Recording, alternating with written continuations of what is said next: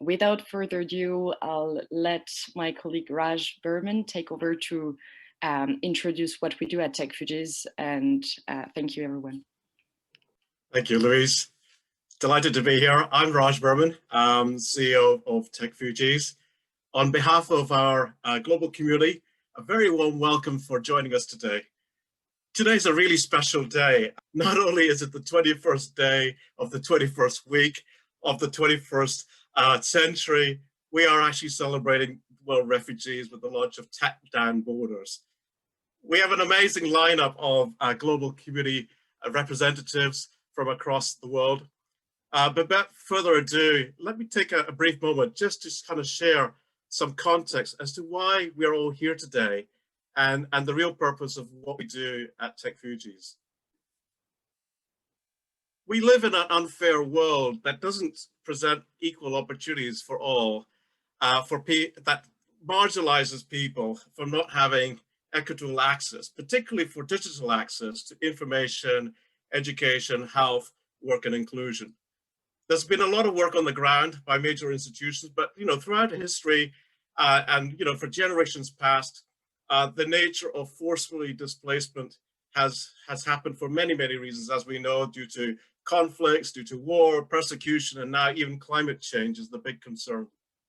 To date, 1% of humanity, around close to about 83 million, that's the population size of Germany, has been forcibly displaced. And this number is growing rapidly. And it will grow for the next 3 decades due to climate change.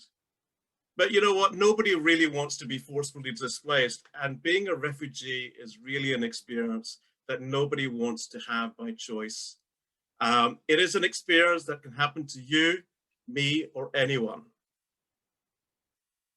One of the things that keeps me awake is knowing that every 4 seconds, at least one person is displaced, and this number is growing. But there are key facts that we need to make note of. And there are many institutional data points around this. The first key fact is that out of the 83 million people who are forcibly displaced, 35 million of them, approximately 40% of those who are forcibly displaced, are children under the age of 18, with 1 million of them born as refugees. Secondly, nearly 3/4 of those who have been displaced are actually hosted by neighboring countries. And thirdly, and which is really interesting, over 86% of those who are displaced are hosted by developing countries. But with climate change now headlining as one of the top crises facing humanity today, the displacement figures is shockingly going to be expected to grow and to over 1 billion people by 2050. So what can we do? As humans, we have the ability to reach the stars, but within our digital world today, we have the ability to harness the transformation power of technology, of digital innovations to actually empower inclusion of those who are marginalized and forcibly displaced on the ground. At Techfugees, since 2015, we've been gathering and harnessing and mobilizing our global digital tech collective. We can't do this on our own, so we have to work together.